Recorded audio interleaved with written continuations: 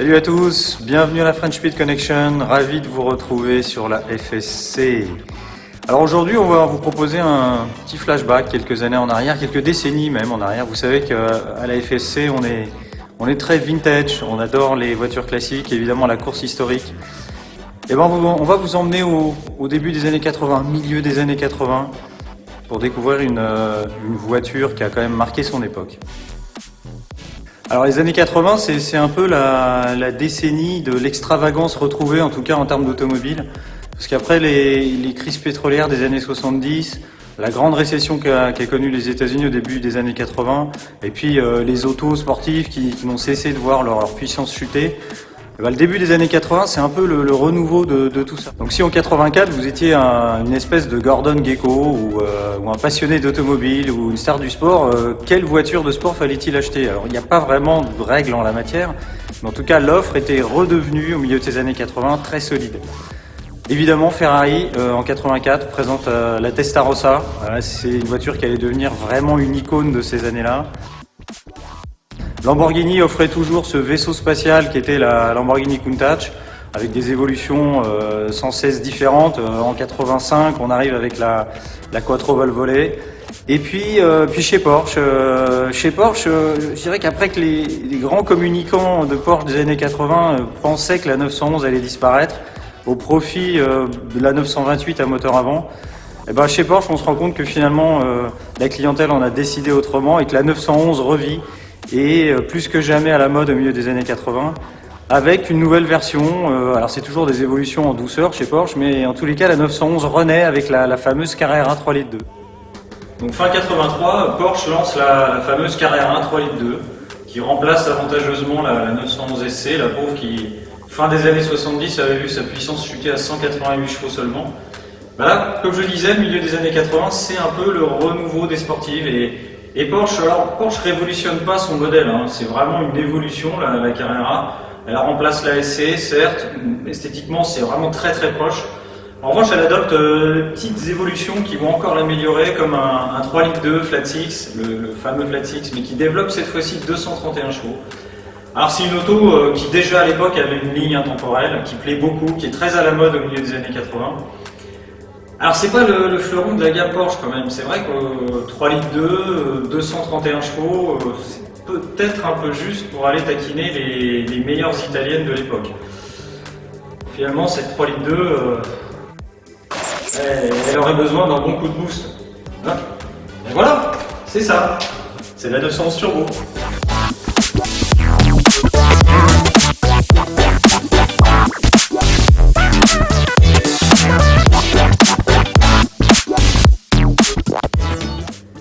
Donc le véritable fleuron de la gamme Porsche, c'est elle, la 911 Turbo. Apparue en 74, elle est encore une voiture mythique au milieu des années 80 et c'est la seule véritablement chez Porsche qui peut lutter avec les italiennes dont on a parlé tout à l'heure. Alors un petit peu d'histoire sur les voitures turbo, puisque finalement les premières voitures de série commercialisées avec un turbo, ça s'est passé au milieu des années 60, bizarrement aux États-Unis, avec les Oldsmobile Jetfire et les Chevrolet Corvair. En Europe, il faudra attendre 73 pour que BMW dégaine le premier avec la 2002 Turbo.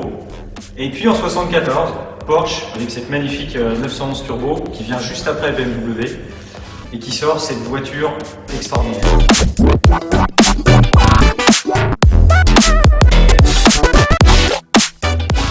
En 74, cette 930 Turbo, ah oui, alors on l'appelle officiellement 911 Turbo, mais 930 c'est le code moteur de cette voiture et elle a petit à petit gagné ce surnom de 930 Turbo. Donc cette voiture, c'est la voiture la plus performante du monde en 74, tout simplement. Alors d'où vient le turbo chez Porsche? Alors c'est une longue histoire. Porsche, vous savez que c'est une des marques les plus mythiques dans le sport automobile. Et avec leur 917, qui est probablement la voiture de tous les superlatifs, ils ont tout gagné. C'est 17 victoires en championnat du monde, c'est une victoire aux 24 heures du Mans, aux 24 heures de Daytona, aux 12 heures de Sebring. C'est la voiture qui a tout gagné. Mais à la fin des années 60, début 70, les réglementations vont changer et puis Porsche va se tourner vers le marché américain parce que c'est un marché important pour ces voitures de route. Et va donc transformer la 917 pour la faire courir dans le fameux championnat Can-Am. Et là, la voiture va gagner 2 turbos sur son 12 cylindres et développer jusqu'à 1500 chevaux en qualification. C'est un véritable monstre. Mais Porsche réussira son pari et gagne la Can-Am à 2 reprises devant les monstrueuses McLaren. Et se fait donc encore plus un nom de l'autre côté de l'Atlantique. Mais surtout, c'est énormément d'expérience gagnée par Porsche dans le domaine du turbo. Et ce qui les amène donc en 1974 à reproduire cette expérience de la compétition sur une voiture de route, la 930 Turbo. Alors qui au départ est juste un modèle d'homologation qui va servir à homologuer la RSR de litre 1 Turbo tout d'abord en compétition, qui est une voiture incroyable. Et puis bien sûr, les dérivés de la plus directe, je dirais, de la 911 Turbo, que sont la 934, qui va courir en groupe 4 en Europe et partout dans le monde. Et évidemment, la reine, celle qu'on aime beaucoup ici chez French Pit Connection, la 911 de tous les superlatifs également de son côté, c'est la 935, qui sera dérivée de cette 911 Turbo civile. Donc, c'est un modèle d'homologation, mais finalement, la demande est tellement forte dans les années 80 que la voiture deviendra un modèle à part entière de la gamme.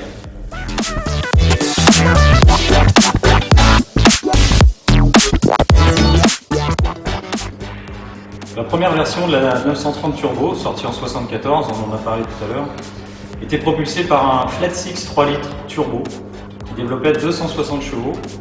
Alors le turbo, c'est un KKK qui souffle à 0,8 bar. En détail amusant, enfin amusant si on veut, sur ces premiers modèles, il n'y avait pas de wastegate ou de soupape de décharge du turbo, ce qui fait que le turbo restait en pression pendant 1 à 2 secondes au lever de pied, ce qui pouvait entraîner des situations un petit peu délicates, vous l'imaginez. Valait mieux anticiper le freinage sur ces autos. Boîte de vitesse, 4 rapports. Porsche avait jugé que 4 rapports étaient suffisants pour la 930 Turbo. Performance, 249 km/h, 5 secondes 5 de 0 à 100. C'est plutôt impressionnant pour une voiture de série sortie en 1974.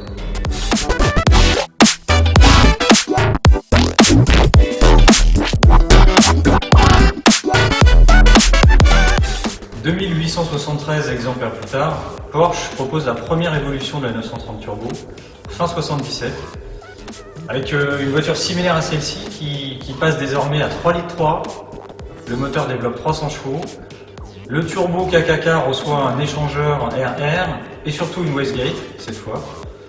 Donc ça fait de la 911 Turbo une voiture encore plus performante, elle est capable d'atteindre 260 km/h, le 0 à 100 en 5 secondes 2. Alors, à titre de comparaison, la Ferrari Testarossa, par exemple, qui est beaucoup plus puissante et qui est sortie 7 ans plus tard, elle fera pas mieux en accélération que cette 911 Turbo. Alors, il faut dire qu'elle pèse un tout petit peu plus que 1300 kg, donc c'est vraiment un poids limité, ce qui explique en partie ses excellentes performances. Alors heureusement, c'est une voiture qui va vite, mais heureusement une Porsche ça freine. Et on a ici des disques ventilés de 300 mm et des étriers aluminium qui sont dérivés de la 917. Et cette voiture a un freinage excellent, encore, je dirais, au standard d'aujourd'hui. La 911 Turbo 3,3 litres donc restera au catalogue jusqu'en 89 avec peu d'évolution, si ce n'est l'apparition en 87 d'une version Targa et d'une version cabriolet. Et puis surtout pour le dernier millésime en 89, l'apparition de la très attendue boîte 5 qui restera au catalogue malheureusement qu'1 an. Donc la 911 Turbo, c'est la super sportive Porsche de l'époque, avec ce design très caractéristique. Alors là, on a un très bel exemplaire de 88, avec évidemment cet aileron très caractéristique des Turbo 3,3 litres et de la 911 Turbo en général. Alors ce qui est amusant, c'est cet entourage là en caoutchouc un peu mou. Ouais. Vraiment caractéristique du modèle. Évidemment, la 911 Turbo, c'est des ailes élargies de 12 cm par rapport à la Carrera 3,2 litres. Et puis, bien sûr, on a ces jantes Fuchs caractéristiques de 16 pouces, mais qui sont là, bien sûr, plus larges que sur la 3,2 litres. Alors, on a des pneus arrière de 245 de large, Alors c'est vrai que ça peut faire sourire aujourd'hui. Il n'empêche que voilà, le look de cette voiture est intemporel et vraiment superbe. Pour continuer sur les petits détails spécifiques de la turbo, on a la double sortie d'échappement latérale, caractéristique de la 911 turbo. Alors là en plus celle-ci vous le verrez tout à l'heure, mais elle a un échappement un peu spécial, hein. Il fait un petit peu plus de bruit qu'à l'origine. Donc voilà, c'est vraiment une 911, on la reconnaît tout de suite, elle est un peu boostée par rapport à esthétiquement en tout cas par rapport à la Carrera.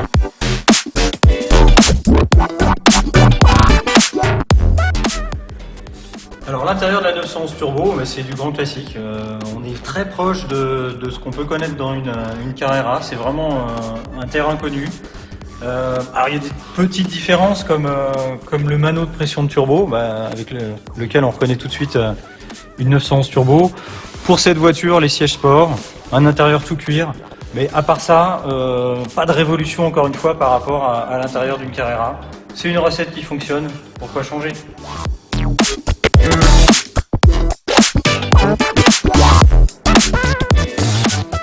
Bon, c'est le moment d'aller faire un tour. On vous amène avec nous dans cette 911 turbo.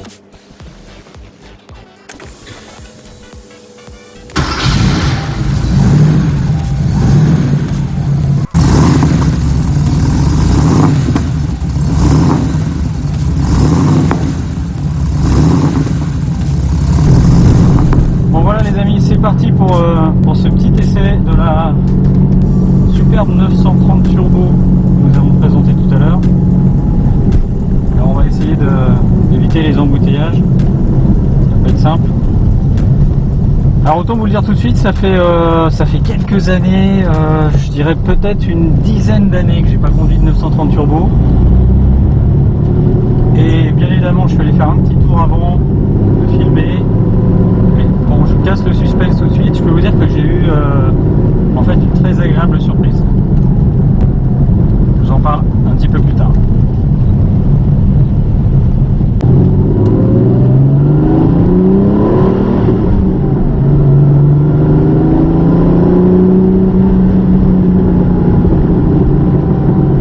Alors cette voiture c'est un modèle 88, donc c'est une des dernières produites, mais juste avant le millésime 89, donc elle a encore la vénérable boîte 4 vitesses.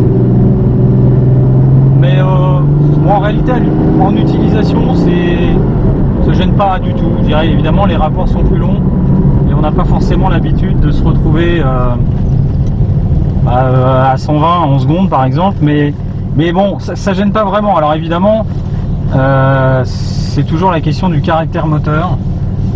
Par rapport à l'étagement de boîte de vitesse. Bon, c'est vrai que là, cette voiture a toujours été réputée pour être un monstre indomptable, avec un temps de réponse du turbo très important. Bon, autant vous le dire tout de suite, c'est vrai qu'il y a un temps de réponse assez important. C'est vrai que le moteur est creux en dessous de 3005-4000 et que la puissance arrive d'un seul coup dans ces régimes-là à peu près. Maintenant, bon, c'est pas immaîtrisable non plus, quoi, hein. Je dirais que c'est assez amusant de voir que la perception des choses quand même change avec les années. C'est-à-dire que c'est une voiture finalement qui marche très bien, attention, c'est vraiment une voiture très performante. Il faut quand même imaginer qu'elle a été conçue il y a plus de 40 ans et que ce modèle précis avec lequel on roule a facilement plus de 30 ans. Ouais, elle est 88, elle a donc 31 ans. Donc il y a ce temps de réponse de turbo, il y a ce moteur creux. Alors évidemment, avec une boîte 4, si vous allongez pas vraiment, si vous tirez pas vraiment sur les rapports, et ben si vous êtes par exemple en 3e et que vous repassez la 4e un petit peu tôt, ben vous allez tomber sous la plage de pression turbo. Et puis là vous avez un moment où il se passe pas grand chose, ça va être creux. Vous voyez, bon, c'est ce que je disais tout à l'heure avec cette boîte 4. Là on est à 50 km/h à 1600 tours en 3e. C'est une voiture qui se conduit vraiment comme une Carrera 3,2 litres. Il n'y a rien de spécial, pas de difficulté. On est vraiment dans le même esprit. On a toujours Bah, c'est quand même des commandes qui sont un petit peu dures, l'embrayage est un petit peu dur, la boîte aussi. C'est quand même des voitures, encore une fois, qui ont plus de 30 ans.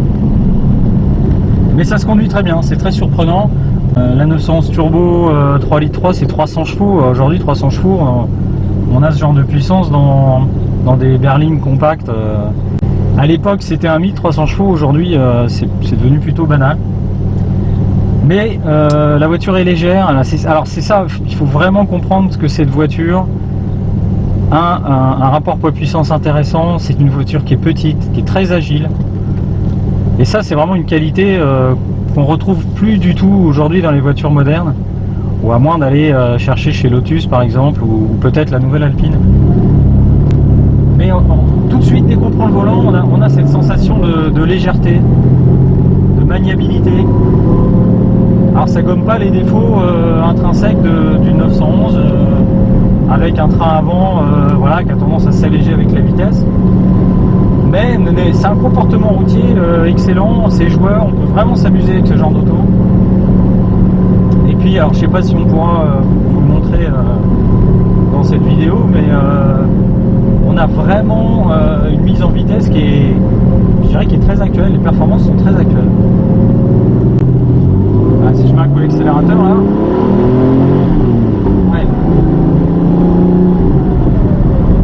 ouais, ça part.